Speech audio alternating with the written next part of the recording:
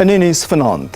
Die nasionale vergadering keur die wysigings goed aan die wet op die regulering van elektrisiteit. Die tropiese storm Filippo maak amok in Nkomazi in Mpumalanga. En die gewilde city-to-city ultramarathon keer terug en is groter en beter as ooit.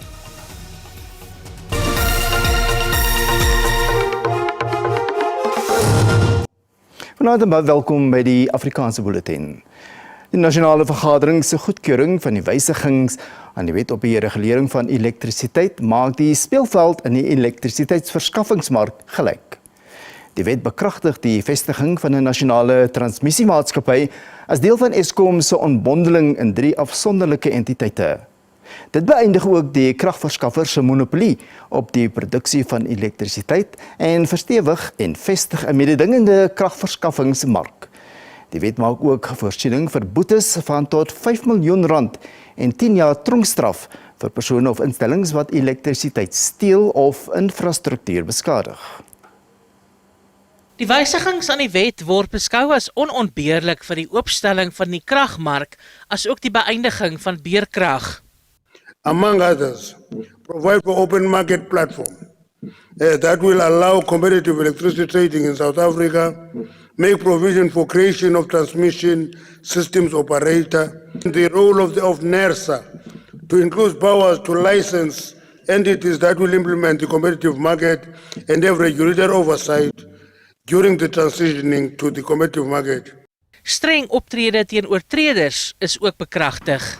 For individuals who are found damaging or destroying electricity infrastructure, it proposes a period of 5 years, of not more than 5 years, or R1 million.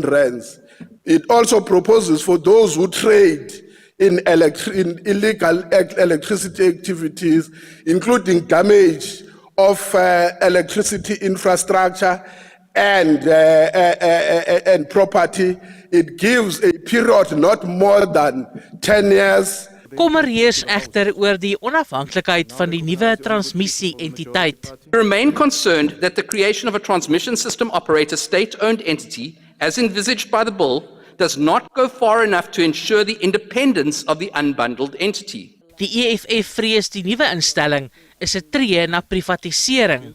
Persistent and devastating electricity blackouts, so-called load shedding, was allowed to happen in order to pave the way for the need to open the market that allows for competitive electricity trading. Chair, the so-called competitive electricity trading is nothing but privatization of electricity generation. Al die partye wat gestem het buiten die EFF was ten gunste van die wysigings aan die wet. Die wet is nou oop vir kommentaar. Geen chaos of wangedrag sal vanjaar se algemene verkiesing ontspoor nie. Dit was die versekering van die minister in die presidentskap, Kumbutso Ntshaweni, wat vrae van joernaliste beantwoord het na 'n kabinet-inligtingsessie. Sy het die uitspraak gemaak nadat sy gevra is om kommentaar te lewer op dreigemente wat lede van oud-president Jacob Zuma se MK-party gemaak het dat hulle die verkiesing op 29 Mei sou ontwrig indien die party nie op die stembrief is nie. Kumbutso Ntshaweni het nie doekies omgedraai nie. Sy sê die staat sal geen dreigemente van geweld vanuit enige oorde van die samelewing duld nie. As for the MK party, people who are threatening people, there was no discussion in cabinet, but law enforcement agencies must do its work to apprehend those who intimidate South Africans as instructed by the president, that there's nobody who's going to intimidate South Africans. There will be free and fair elections in this country. We'll protect it with all we have. Anybody who threatens violence when we've got dispute resolution mechanisms for either elections or any type of dispute does not deserve to live among South Africans. And law enforcement officers and agencies must make sure that they are brought to book, because there won't be mayhem. Sy sê daar sal nie 'n herhaling van die Julie 2021 onluste wees nie. Ntshaweni is ook gevra of die kabinet samesprekings gehad het oor die parlement se besluit om die Israeliese ambassade te sluit. Sy sê die praatjies rondom ambassades en ambassadeurs is akademies. What is at focus is that the people of Gaza, Rafah, and the West Bank are continuing to be killed. They are continuing to be stayed by the Israeli government. Sy het Pravin Gordhan, minister van openbare ondernemings, se aankondiging oor die Takatso SAL transaksie wat platgeval het, herhaal. Chabeni sê die regering is seker dat SAL homself op die kort en medium termyn sal kan onderhou. Eibre Babie, SABC Nuusparlement. Die parlementêre magte en voorregte komitee het die 9 EFF-LPs wat die presidentsie se begrotingstoespraak op 9 en 10 Junie 2022 ontwrig het, skuldig bevind aan minagting van die parlement. Die 9 is voor die komitee gedaag omdat hulle die reëls van die nasionale vergadering oortree het deur onder meer talle punte van orde te opper en die president 'n geldwasser te noem. Skuldig aan minagting van die parlement en sanksies van skorsing sonder vergoeding of boetes opgelê. Die lede is Natasha Ntlangwini, Anthony Matumba, Isaac Mafanya, Babalwa Matulelwa, Bonita Mare, Naledi Chirwa, Sinawu Tambu en Yoliswa Yako. In my respectful submission, I request the Honourable Committee members to find all these 8 members guilty, as well as Honourable Tambo, who is the 9th one. Die verdediging het aangevoer dat die strafstappe wat geneem word onregverdig, teenstrydig en baie swaar is wanneer dit by die rooi barrette kom. There's absolutely nothing wrong with saying we could have done better. And the solution to it is to not punish the EFF members and at the same time exonerate the ANC members. They must be found not guilty, at least as far as that charge is concerned. Maar die komitee was eenparig in sy besluit. The penalty with respect to Honourable Tambo is 30-day suspension without remuneration. Penalty with respect to Honourable Montwedi, 30 days suspension without remuneration. Penalty with respect to Honourable Ntlangwini is also 30 days suspension without remuneration. Die ander EFF-LPs, Mare, Chirwa, Matumba en Matulelwa, se boete is gelykstaande aan 30 dae se salaris. Yako en Mafanya moet 15 dae se salaris afstaan. Al die lede moet ook die president, speaker en die publiek om verskoning vra. Alle sanksies tree op 1 April in werking. Aanklagte teen Ntlantla Mkonto is teruggetrek aangesien sy nie die betrokke dag in die sitting was nie. Zelene Merrington, SABC Nuus, Parlement.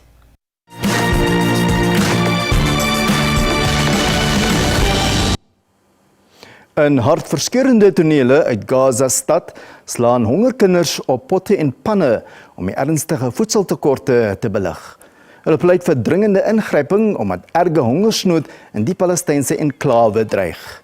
Dis nou reeds die 5de maand wat Israel hardnekkig voortgaan met aanvalle op Gaza wat op 'n humanitêre ramp afstuur. Volgens Gaza se gesondheidsministerie is 27 kinders in hospitale in die noorde van Gaza aan wanvoeding dood. Baie van die noodvoorraad wat deur sekere lande uit die lug laat val word, beland in afgeleë gebiede of in die see en maak nie 'n wesenlike verskil nie. Die Palestynse dodetal sedert die begin van die Israel-Hamas konflik in Oktober staan reeds op meer as 31.000. 'n 37-jarige man is dood en nog een is ernstig beseer in Ballarat in Australië nadat rotse in 'n ondergrondse goudmyn ineengestort het. Noodpersoneel kon daarin slaag om 28 ander werkers by die Ballarat goudmyn te red. 'n Australiese werkersvakbond sê dat die vakbondlede by die myn kommer uitgespreek het, maar dat dit op dowe ore geval het. Volgens Australiese mediaberigte was 27 mynwerkers in 2007 by dieselfde myn vir etlike ure ondergronds vasgekeer voordat hulle gered is. In Washington DC het die Amerikaanse Huis van Verteenwoordigers 'n wet goedgekeur om die Chinese maatskappy ByteDance en die sosiale media reus TikTok te skei. Die wet gun ByteDance 6 maande om van die Amerikaanse bates van sy besitting TikTok ontslae te raak. Indien ByteDance nie instem nie, gaan TikTok in die VSA verbied word. TikTok se bestuurshoof Zhou sê in 'n TikTok-video dat die bekragtiging van die wet 300,000 Amerikaanse werksgeleenthede bedreig. Show sê 'n TikTok-verbod gaan lei tot verliese van miljarde dollar vir mediaskeppers en klein sakeondernemings. TikTok het 170 miljoen verbruikers in die VSA. Kakao-aanlegte in Afrika staak produksie teen 'n kommerwekkende pas, wat die prys van sjokolade die hoogte kan laat opskiet. Baie produsente kan nie meer kakaobone bekostig nie, aangesien die pryse daarvan die afgelope jaar meer as verdubbel en rekordvlakke bereik het. 'n Groot vervaardiger in die Ivoorkus, wat byna die helfte van die wêreld se kakao produseer, het die koop van bone gestaak en talle ander aanlegte kan volg. Die meeste van die tweede grootste produsent Ghana se 8 vervaardigingsaanlegte het produksie in die afgelope paar maande sporadies gestop. Dis 'n kopseer vir sjokolademakers wat nie die soetgoed uit rou kakao kan maak nie. Volgens 'n nuwe studie in Brittanje floreer die grootste boom op aarde, die reuse sequoia-boom, plaaslik. Die bome is in die 19de eeu vanaf die VSA as 'n statussimbool aan Britse landgoedere bekendgestel. Nou is daar 'n geskatte 500,000 in die land, vergeleke met 80,000 in die inheemse Sierra Nevada berge in Kalifornië. Navorsers het bevind dat die bosreuse teen 'n tempo groei wat byna gelykstaand is aan die wat in Kalifornië voorkom. Dit bied ook groot skaduwee en voordele soos die opname van koolstof en kan vir meer as 3000 jaar leef. Die impak van die bome op inheemse biodiversiteit in Brittanje is nog nie ten volle nagevors nie. Die Afrikaanse nuus gaan net hierna voort, so bly ingeskakel.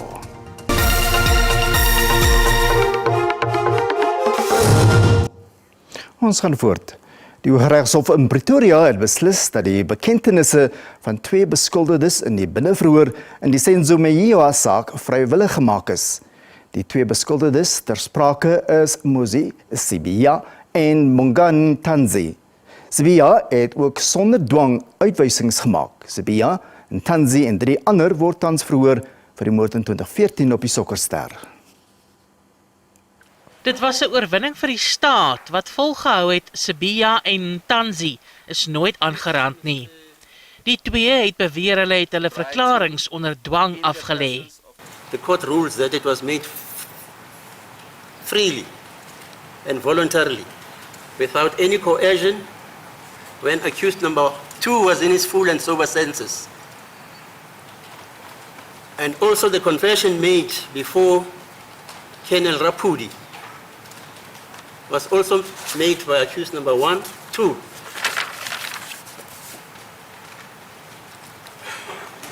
Freely and voluntarily without any coercion. Dit beteken dat die bekentenisse en uitwysings nou toegelaat kan word as getuienis in die hoofverhoor. The contents of the confession statements will now be brought before court via the witnesses that took on, and thereafter will then proceed with the main trial. If you might recall, we have been dealing with this trial within the trial for 5 months. So to get to this ruling is a relief, so that we can then proceed in order for the Meyiwa family to receive justice for the death of Senzo Meyiwa. Die hoofverhoor word môre hervat. Die familie van 'n 33-jarige man wat 'n bewering deur die polisie in Galashewe in Kimberley doodgeskiet is, eis antwoorde van die Suid-Afrikaanse polisie.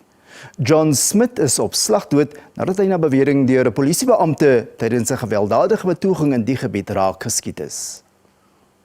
'n Ma in pyn. Sarah Smith sê sy verwerk nog die ontydige dood van haar oudste seun aan die hand van 'n polisiebeampte. Sy sê ten tye van die betoging het haar seun geslaap, maar sy vriende het hom gaan haal om by hulle aan te sluit.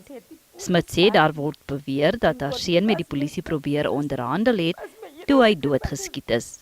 Ek voel baie seer vir my seun wat dood is sonder 'n rede en dat die polisieman nog op vrye voet loop. En ek het baie gesukkel om my seun te begrawe van ons het die polis gehad nie. En Godfrey was my bid as my enigste kind wat ek hoop gehad het en vertrou het. Die familie sê hulle is bekommerd dat daar nie geregtigheid vir hulle kind sal wees nie. Hulle moet kan vir my kind, ek sal nie my kind se lewe kan terugkry nie. Maar die alles ek wil hulle moet kan my kind, hulle moet my kan betaal van geld. Geld kan jy elke dag kry. Maar jou kind se lewe gaan ek nooit weer vir Godfried sien nie. Intussen is nog 'n persoon wat ook tydens die betoging geskiet en gewond is, uit die hospitaal ontslaan. The investigations are currently ongoing and the docket will be handed over to the prosecutors once the investigations have been finalized. Smit wat deur 3 kinders oorleef word, is Saterdag begrawe. Die tropiese storm Filippo het verwoesting gesaai in Komazi en Mpumalanga. 6 nedersettings is geraak en sowat 90 huise beskadig. Minstens 3 mense is beseer en in die hospitaal opgeneem. Reën tesame met sterk wind het baie mense sonder 'n dak oor hulle kop gelaat. 'n Terugslag vir baie, insluitend die huiseienaar wat eers verlede week sy huis voltooi het. Nie ver hiervandaan nie, het die Ndlovu gesin byna alles verloor. Terwyl ander besig is om op te ruim, is hulle bekommerd want hulp moet nog kom. Die Nkomasi munisipaliteit is besig om die omvang van die skade te bepaal. In sommige nedersettings moet krag nog herstel word.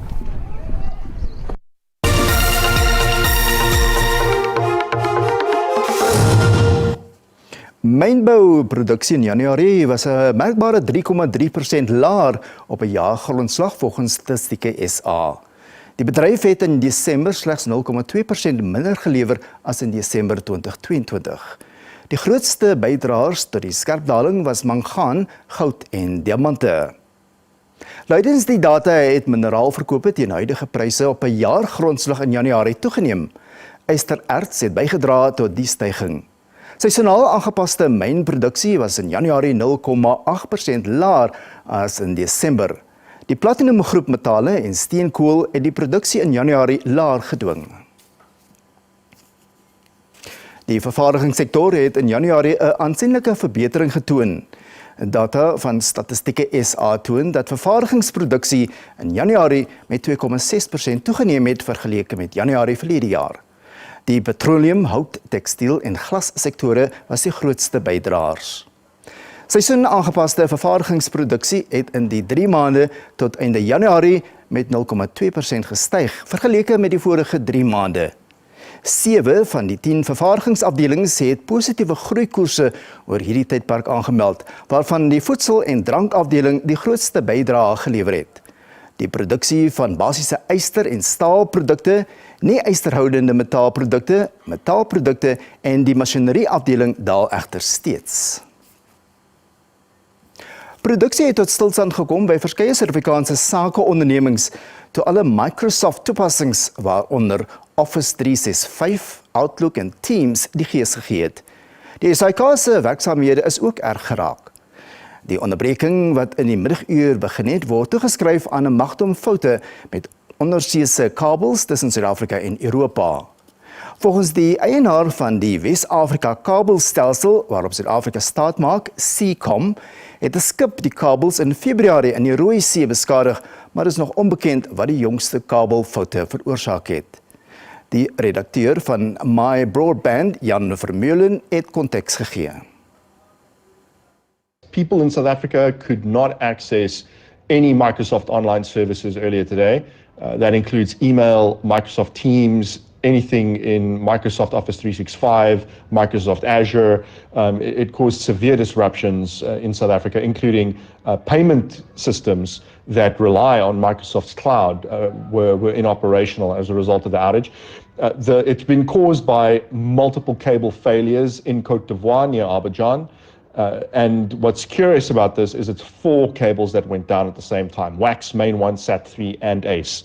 We've not received confirmation as I'm speaking here what's caused the outage, but it's extremely unusual. So usually an outage like this is a break in the cable, and with 4 cables going down like this at the same time, it seems unlikely that it was one, say a boat that dropped an anchor or dragged an anchor that took out all 4 cables. En kom ons kyk hoe die markte vandag vertoon het.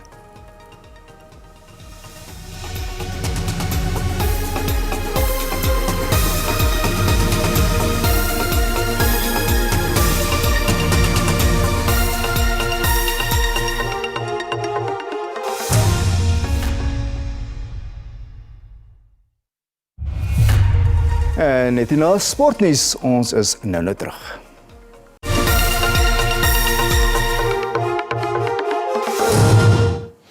In sokkernuus het AmaZulu na die kwart-eindronde van die Nedbank bekerreeks deurgedring en Lesotho het 2-0 met die span van Limpopo afgereken in die Pieter Mokaba stadion in Polokwane in Limpopo. Na 'n besigheid van 8 jaar sal 'n groter en beter city-to-city ultramarathon weer in Gauteng se strate plaasvind. Verjaar se weergawe van die 50 km wedloop vind op 31 Maart vanaf Pretoria na Johannesburg plaas. Die wedloop kon weens 'n gebrek aan finansiering van etlike jare nie gehou word nie. Die wedloop maak 'n terugkeer nadat 'n vennootskap gesluit is tussen die Gautengse Departement van Sport, Atletiek Gauteng Noord en Sentraal Gauteng Atletiek. Die totale prysgeld vir die geleentheid het ook tot R1,2 miljoen gestyg. Die wenner in elke kategorie sal R200,000 ontvang, met die naaswenners wat R100,000 elk kry en R50,000 vir die atlete wat in die derde plek eindig. City to City is not just an ordinary event, it's an international event. It started long 100 years back. So now everybody's excited to say now City to City back, even if they're not going to get money. But for the mere fact of the City to City is like Comrade Marathon, it will start in Tshwane, end up in Joburg. Vanjaar se wedloop begin om 6:00 die oggend by die Centurion Rugby Club en eindig by die Wanderers Club in Johannesburg. We will be there to make sure that athletes are starting at the right time, everything is well organized, and the LOC is doing their best to make sure that it becomes an exciting race from Tshwane to Joburg. Die langtermynplan is dat die City-to-City Marathon 'n jaarlikse geleentheid word wat sal kompeteer met ander toppadwedlope reg oor die wêreld. I'm so excited about this because at least it will give us the platform to participate, at least that we don't have to travel far or even take part in some things that we like going far. So then we'll be into Gauteng. So it is really exciting news. Benewens die hoof 50 km wedloop op die dag, sal daar ook 10 en 5 km wedlope wees wat by die Wanderers gehou sal word. En dis waarvoor ons tyd het vanaand. Die Afrikaanse redaksie groet dan tot môre aand. Totsiens.